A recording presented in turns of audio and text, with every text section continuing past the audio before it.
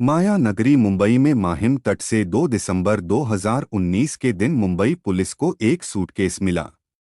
Suitcase के अंदर एक आदमी का कटा हुआ एक हाथ, एक पैर और शरीर के कुछ और टुकड़े थे। पुलिस को ये सूटकेस महिम बीच पर तैरता हुआ मिला था। लाश की पहचान कर पाना पुलिस के लिए बेहद मुश्किल था। पुलिस को सूटकेस से लाश के अलावा शर्ट, स्वेटर और पेंट भी मिले थे। सूटकेस मिलते से ही खलबली मच गई। पुलिस के सामने एक नया और बिना ओरछोर का केस आकर खड़ा हो गया था।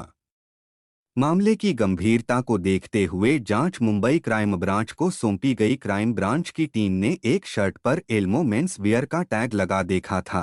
क्राइम ब्रांच कुर्ला पश्चिम में बेलगामी रोड पर उस दुकान पर पहुंची। उस शर्ट का बिल निकला तो पता चला कि बिल किसी बेनेट रिबेलो के नाम पर था। अब इसी नाम के आदमी को खोजना पुलिस का मकसद था। मुंबई क्राइम ब्रांच ने फेसबुक पर बेनेट रिबेलो को सर्च किया और कई प्रोफाइल्स में तस्वीरें खंगाली, जिसमें से एक व्यक्ति वही वाली लाल स्वेटर पहने हुए था जो उस सूटकेस में मिली थी। इस तस्वीर से कंफर्म हो गया कि ये वही बेनेट रिबेलो है। फेसबुक आईडी से पता चला कि वो म्यूजिशियन था और गिटार बजाता था। उसने अपने फेसबुक अकाउंट पर अपना विजिटिंग कार्ड भी अपलोड किया था। कार्ड पर लिखे पते पर पुलिस पहुंची। देखा कि घर पर ताला लगा हुआ है। पूछताछ करने पर पता चला कि किसी ने भी बेनेट को पिछले कुछ दिनों से देखा ही नहीं था। पड़ोसियों से पूछताछ करने पर उसकी गोद ली हुई बेटी आराध्या पाटिल उर्फ रिया बेनेट रिबेलो के बारे में पता चला। पड़ोसियों ने बताया कि यहाँ वे अपनी गोद ली हुई 19 वर्षीय बेटी के साथ रहते थे। पुलिस ने उसका नंबर हासिल किया और 7 दिसंबर के दिन बेनेट रिबेलो की हत्या के शक में बेनेट की गोद ली हुई बेटी और उसके बॉयफ्रेंड को गिरफ्तार कर लिया। लड़की 19 साल की है और लड़का 16 साल का। पूछताछ करने पर दोनों ने बेनेट की हत्या करने की बात कबूल कर ली। एक गोद ली हुई बेटी ने ही अपने प्रेमी के साथ मिलकर अपने पिता की हत्या कर उसके कई टुकड़े कर डाले थे। गिरफ्तार बेटी ने पुलिस के समक्ष अपना जुर्म स्वीकार करते हुए कहा कि उसे अपने किए पर कोई अफसोस नहीं है। लड़की ने हत्या की जो वजह बताई उसे जानकर पुलिस भी दंग रह गई। बेनेट अपने घर पर अकेला रहता था। 2 शादियां की थीं, लेकिन दोनों पत्नियों से अलग हो चुका था। 26 नवंबर के दिन उसकी बेटी ने अपने बॉयफ्रेंड के साथ मिलकर उसकी हत्या कर दी। उसने घटना की पूरी जानकारी देते हुए बताया कि दोनों ने बेनेट के ऊपर चाकू और डंडे से हमला किया। उसके मुंह पर मच्छर मारने वाला स्प्रे किया और चाकू से गोदकर मार डाला। इसके बाद शव को ठिकाने लगाने का एक प्लान बनाया। उन्होंने 3 दिनों तक शव को घर में रखा। इस दौरान रिबेलो की बेटी और बॉयफ्रेंड फ्लैट पर ही मौजूद थे। उन्होंने तेज धार वाले 4 चाकुओं से शव को छोटे छोटे टुकड़ों में काटा। शव के टुकड़े करने से पहले चाकू को गर्म किया गया।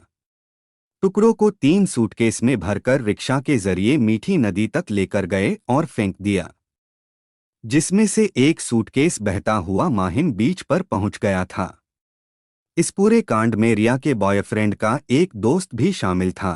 रिया ने बताया कि बेनेट उसका यौन शोषण करता था और बॉयफ्रेंड के साथ उसके रिश्ते का विरोध करता था, जिससे वह तंग आ चुकी थी और अपने प्रेमी के साथ मिलकर उसकी हत्या कर दी। पुलिस ने बांद्रा कुर्ला कॉम्प्लेक्स इलाके के पास मीठी नदी से दूसरे सूटकेस को भी बरामद किया। बाद में पुलिस ने इस मामले में तीसरे आरोपी को गिरफ्तार किया। पुलिस की गिरफ्त में आए इस तीसरे आरोपी का नाम अली उमर मियां चाउस है। अली 19 साल का है और आराध्य उर्फ रिया के प्रेमी का दोस्त है। वारदात के अगले दिन यानी 27 नवंबर को रिया और उसका प्रेमी घाटकोपर में अली से मिले थे। दोनों ने अली को बेनेट की हत्या कर दिए जाने की बात कही, फिर उससे लाश के टुकड़े करने के लिए चॉपर का इंतजाम करने को कहा। 2 दिन बाद यानी 30 नवंबर को अली वाकोला आया, जहां उन तीनों ने मिलकर रात भर बेनेट की लाश को टुकड़े टुकड़े काटा और फिर उन टुकड़ों को अलग अलग बैग में भरने का काम किया। अली ने पुलिस को बताया कि उसने बेनेट के काटे हुए धड़ को बैग में भरने के बाद उसको टेप से लपेट दिया था।